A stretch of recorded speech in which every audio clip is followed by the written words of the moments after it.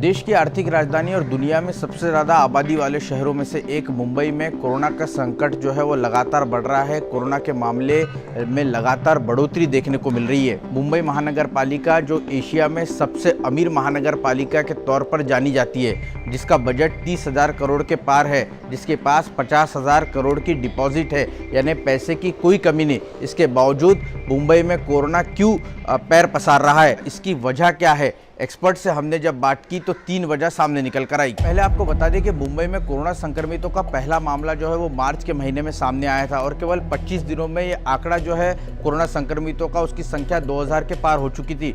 16 अप्रैल को जो जानकारी सरकार की तरफ से दी गई उसके मुताबिक 2043 लोग जो है वो कोरोना संक्रमित पाए गए थे और 7 दिनों के बाद ये संक्रमित लोगों की संख्या जो है वो दुगनी हो गई, 4232 पर पहुंच गई। अगले 9 दिनों के बाद यानी 2 मई को संक्रमितों की संख्या 8172 पर पहुंच गई और 7 मई आते आते ये आंकड़ा 10,000 के पार हो गया है। शहर में कोरोना की वजह से अब तक 347 लोगों की मौत हो चुकी है। सरकारी आंकड़ों के मुताबिक मुंबई में मॉर्टेलिटी रेट जो है वो 3.9 है, जो राष्ट्रीय औसत से ज्यादा है। मुंबई की ये दुर्गति क्यों हुई, इसकी पहली वजह है घनी आबादी। जब तक कोरोना को लेकर कोई वैक्सीन सामने नहीं आती तब तक इससे बचने का केवल एक ही उपाय है, वो है सोशल डिस्टेंसिंग। और मुंबई के स्लम इलाकों में जो है सोशल डिस्टेंसिंग का पालन करना बेहद ही मुश्किल हो गया है।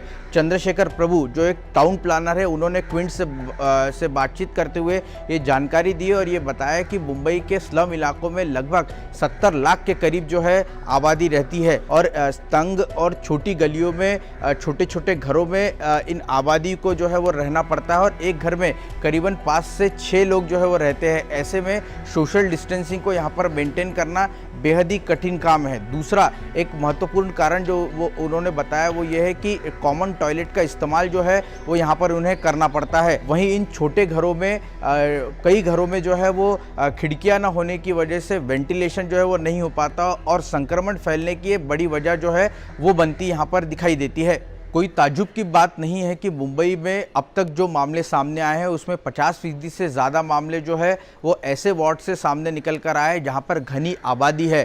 केवल धारावी की अगर बात करें तो अब तक 632 मामले जो है वो पॉजिटिव लोगों के धारावी से सामने आ चुके हैं। तो उपाय क्या है? चंद्रशेखर प्रभु ने क्विंट को ये बताया कि बीएमसी और महाराष्ट्र सरकार ने स्लम इलाकों में रहने वाले लोगों को अपने घरों में ही टॉयलेट बनाने की इजाज़त जो है वो देनी चाहिए। इतना ही नहीं तो दुकानों में भी टॉयलेट के लिए परमिशन देने की बात चंद्रशेखर प्रभु ने की है। अब आपको बता दें कि मुंबई में करीबन 7.5 लाख दुकानें जो है फ़िलहाल मौजूद है और 90% दुकानों में टॉयलेट की व्यवस्था नहीं है। अगर इन दुकानों में टॉयलेट बनाने की व्यवस्था निर्माण हो जाए तो पब्लिक टॉयलेट की जगह अगर पर्सनल टॉयलेट का इस्तेमाल हो तो निश्चित तौर पर कोरोना का जो संक्रमण है उसे कई हद तक रोकने में कामयाबी जो है वो मिल सकती है। बीएमसी के मुताबिक 29 अप्रैल तक मुंबई में 66,000 टेस्ट जो है वो हो चुके हैं, यानी प्रति 10 लाख लोगों के पीछे 5,000 के करीब टेस्ट जो है हो चुके हैं। लेकिन समस्या ये है कि टेस्ट के बढ़ने में जो वक्त जो लग रहा है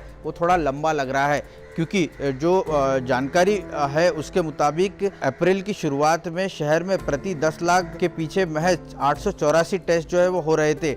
DDEP के डायरेक्टर प्रोफेसर रमन लक्ष्मी नारायण कहते हैं कि जैसे जैसे मामले बढ़ रहे हैं वैसे वैसे टेस्ट भी जो है उसकी संख्या बढ़ाने की ज़रूरत है। जैसे मुंबई में 15 अप्रैल से 29 अप्रैल के बीच में पॉजिटिव केसेस जो है वो 200% उसमें इजाफा देखने को मिला था, लेकिन टेस्ट बढ़े हैं केवल 100%। मुंबई के पूर्व बीएमसी कमिश्नर का ये कहना है कि टेस्टिंग के साथ ही मुंबई में हैंड ग्लव्स और मास्क जैसी वस्तुओं की उपलब्धता बढ़ाने की भी ज़रूरत है।